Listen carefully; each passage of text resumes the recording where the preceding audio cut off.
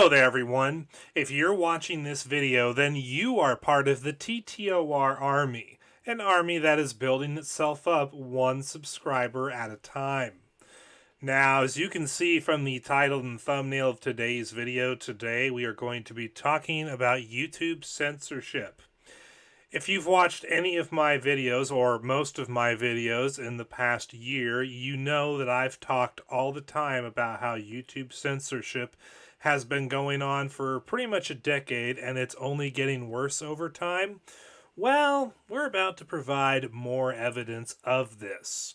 I have for you on screen a reclaimthenet.org article titled, YouTube Says It Has a Responsibility to Manipulate Algorithms Leading Up to the 2024 Election. The subtitle says, YouTube has a plan to remove and suppress some content and boost what it decides are authoritative sources. This article was written by Didi Rankovic on March 28th of this year, so just a few weeks ago. Article reads, responsibility is a good word. It's even better as an actual thing, but even just as a word, it's a positive one. It signals that reliable people/entities are behind some project or policy. So no wonder then that the thoroughly disgraced Google/YouTube, as far as censorship and biased political approach, are trying to use the word responsibility as a narrative fig leaf to cover what the giant platform is actually up to and has been for a long while.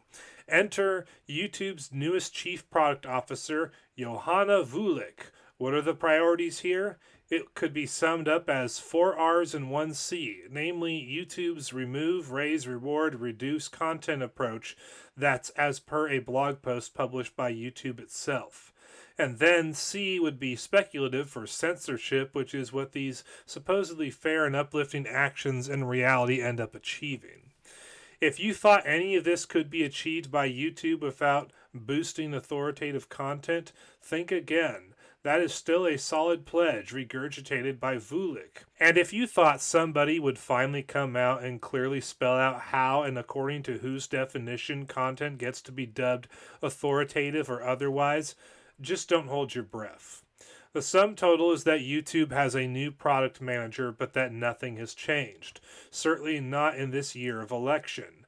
And while Voolich made perfunctory references to creators benefiting from new features and even being heard via feedback, they also learned that when it's convenient, AI is advertised as a tool to empower creativity. Otherwise, AI is denounced as a scourge to democracy itself. But when all that's said, there's the overarching issue of YouTube's responsibility. To do what, you might wonder? Give its users, creators the best tools and opportunities, or act as a proxy campaigner for a certain political and ideological option in the US but also elsewhere in the world? YouTube's self-professed 4 R's of responsibility may or may not provide some insight into what the answer to that serious question might be. Number 1, remove content that violates our policy as quickly as possible. Raise up authoritative voices when people are looking for breaking news and information. 3, reward trusted, eligible creators and artists. And 4, reduce the spread of content that brushes right up against our policy line. And that right there is a solid foundation for continued effective C, censorship. So that's right. YouTube's 4 R's of responsibility is to remove content that allegedly violates their policy as quickly as possible, to raise up authoritative voices when people are looking for breaking news and information, which YouTube did this back in 2018 when they literally dumped millions of dollars into helping legacy media corporations learn how to use YouTube better, as well as giving them an algorithmic boost in search results for news stories.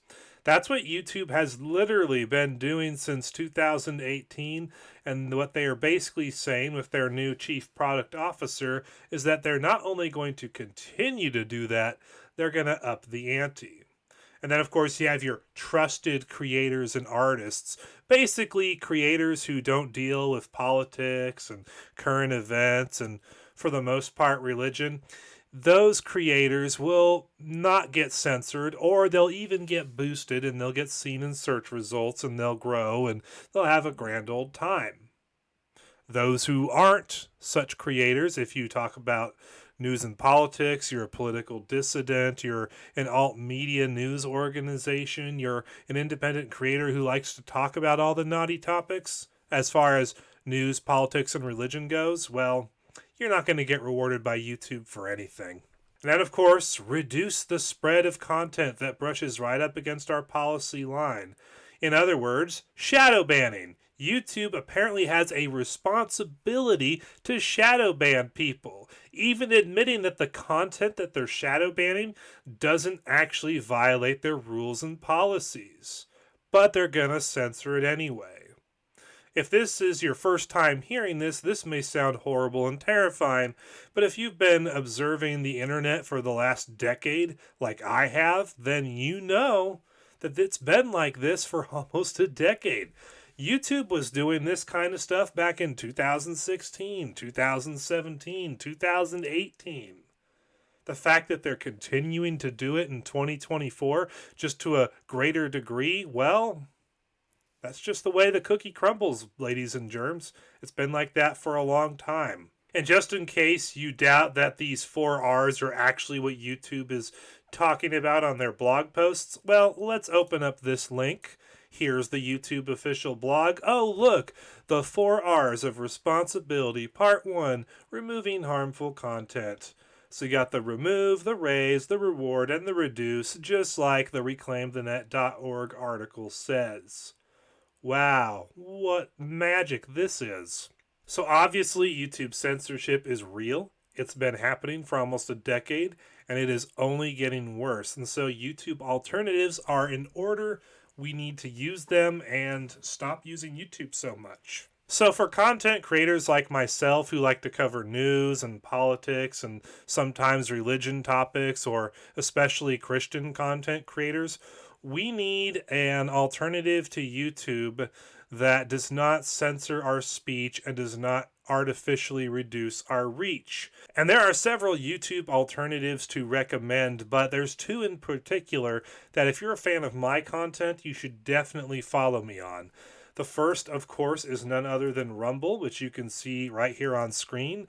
Rumble is a YouTube alternative that is owned by Donald Trump's media company, which essentially makes Rumble Donald Trump's YouTube alternative for all intents and purposes. Lots of people use Rumble. Not as many as use YouTube at the moment, but we're talking hundreds of millions of site visitors every month. We're talking about millions upon millions of registered users. And even people like me who are starting from scratch on Rumble, well, we're able to build up followings. I'm over 100 subscribers myself. I'm actually up to 116 at the time of this recording. And I live stream my live streams here on Rumble. We're talking about the TTOR show and the God TV radio podcast. I'm currently taking a little break from doing those, but in the near future, those will come back.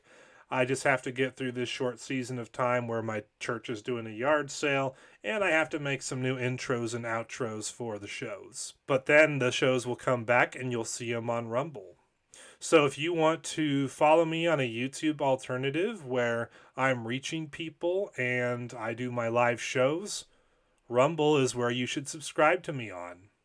And then, of course, the YouTube alternative that you should all be using if you're one of my fans and followers is Quarter. Quarter is an open source alt tech alternative to YouTube that I started back in May of 2022, so almost 2 years ago. And it is very awesome as far as a product goes. It has everything you'd want from a site like YouTube, such as full-on HD video upload capacity, including 4K. You have public playlists, easy-to-use comment moderation system. You also have things that you don't see on YouTube, such as the ability to write articles, which is like the YouTube community posts, but also like a blog, where you can write as much text as you want, and you can embed all kinds of media into your posts, including videos, not just from Quarter, but from other sites as well. You can also post pictures to Quarter instead of videos. You can also post audio files instead of videos if you want to. There's also video chat rooms that you can create where you can do video calls with your friends, family, coworkers, followers, etc. And you can even live stream to your channel from these rooms. And there's Quarter Bucks, which is an insight point system where you earn them by getting views on your uploads, and the more of them you earn, you can actually use your Quarter Bucks to promote individual videos or your entire channel on the front page of the website. So Quarter is where not only you have awesome features and functionality, but because I'm the one running the site, you have real freedom of speech. You have freedom of speech that you don't get even on Rumble in a lot of cases. So, if you're looking for a free speech alternative to YouTube that is the real deal in that regard, and it has features and functionality that rivals YouTube, Quarter is what you should go to. YouTube censorship has been a thing for a long time, but I will say right now that it is not something that has to be. If YouTube wants to continue censoring the crud out of people who go against globalist narratives, that is fine. We have alternatives to YouTube now that exist, with Rumble being the most populated one, and so we should go ahead and just use these alternatives and leave YouTube in the dust. We don't need them. We just don't. This is a free market, at least in theory, and plenty of YouTube alternatives exist, some of which have a lot of people using them. So we might as well just go ahead and use them. Leave YouTube behind.